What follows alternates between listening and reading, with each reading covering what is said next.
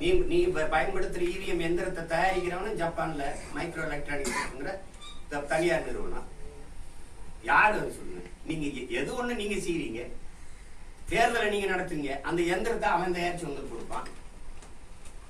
நீங்களே பாக்குறீங்க, ஒரு வலையொலியில வருது, வெட்டியை திறந்து ஓட்ட பூரா எடுத்து பைக்ல ஓட்டு போயிட்டு இருக்காங்க.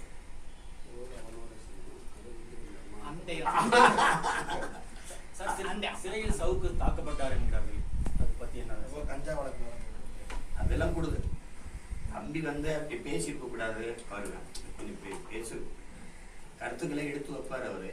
ஆனாலும் மதிப்புக்குரிய ஏடிஜிபி அருண் அவர்களையும் அந்த பெண் காவலர்களையெல்லாம் இணைச்சு பேசிக்கூடாது, அதை தவிர்த்துருக்கலாம் தம்பி. அதுக்காக அவர் மேல கஞ்சா வச்சு எப்படி கஞ்சா வந்தது? இத்தனை நாள் அவர்கிட்ட கஞ்சா இல்லையா?